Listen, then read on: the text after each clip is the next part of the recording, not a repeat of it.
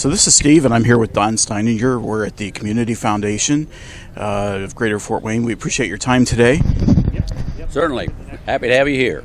Tell me a little bit about what happened this morning. You had a news conference, and Really, this morning we were announcing the fact that we had attained our goal of raising funds for two different things, actually. One of them is the Community Grant Making Fund of the Community Foundation, whereby we raised $1 million, which we got $1 million match from Lilly.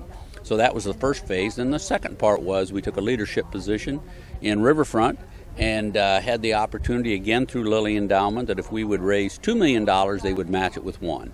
So we were just announcing the fact that we've not only have we reached both those goals, but we've exceeded them substantially. So there's a total, it's about $6 million in the last 24 months that we've raised at the Community Foundation for those two pots, if you will. One of them is a Community Grant Making Fund, and the other then is a Riverfront Development Fund.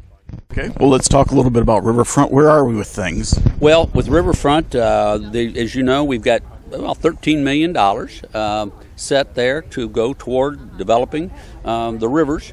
And really the next thing that's going to happen is that there will be the master plan, if you will be released in the next month, okay, or maybe 6 weeks. That there's a group called Riverworks that has been together. It's a collaboration of several different firms that are taking on the Riverfront project, and they should have something to release here in about 6 weeks. And then once that's released, do you think things will move pretty quickly? Let's hope so.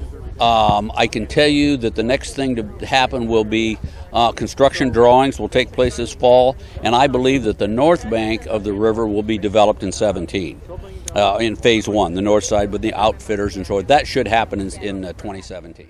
Sure. We actually have a pretty robust competitive grant making program. We roughly give out about $2 million a year. Primarily our biggest funding pocket is really health.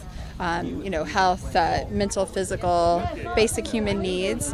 So we give out lots of grants to many of the traditional ones everybody knows, Matthew 25, Community Harvest, but then also some smaller organizations like Miss Virginia's, a health clinic in Grable. And then our next big pocket is education. And that, rather than universities, is mostly like the Boys and Girls Clubs, folks that have after-school programs and before-school programs. And then like our friends down the neighbor here, East Wayne Street Center, that does high school equivalency testing and training.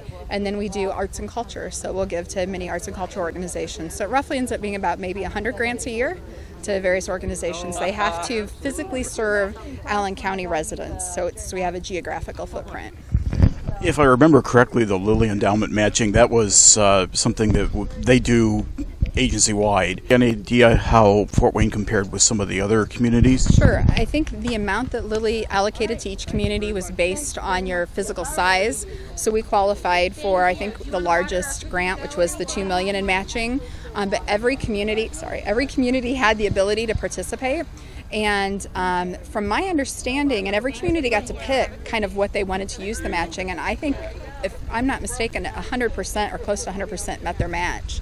So it really did engender a lot of enthusiasm throughout the state.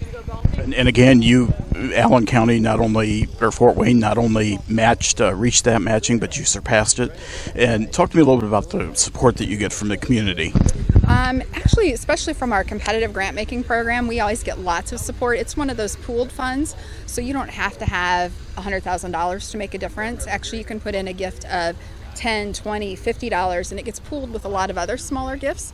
And over time, that grows, and that's what we use to give out over $2 million a year. So that's a pretty exciting, and it gives everybody a chance to feel like they're a part. It's kind of our format of crowdsourcing, if you will. And then we were really, I don't want to say surprised, but we were very encouraged by the folks that were embracing what could happen in the rivers. And especially when we went back and looked, this is not a new thing. You can go back through history and see all the different times they really wanted to do something with the rivers, because obviously they run through our lives. But a lot of community members are really excited about the potential down there. So we're waiting with everybody else, to see what the next release from the city office is going to be about all the different things that can happen down there. But it's really exciting, and I think the whole community is excited about it. Sure. Anything else you'd like to add about your efforts or what the Community Foundation does? Just again, that we really are here to support the community, and I think our involvement in this project, at least in my mind, has been so that we can ensure that everyone has the ability to enjoy the riverfront, and it's thanks to other foundations and other folks trusting in us to do that. Now we have the funds to make sure that anything happens down there is completely accessible to everyone regardless of abilities. We want to make sure that programming is open to everyone, and that's really, I think, our part in this project, is ensuring that it is truly a community space.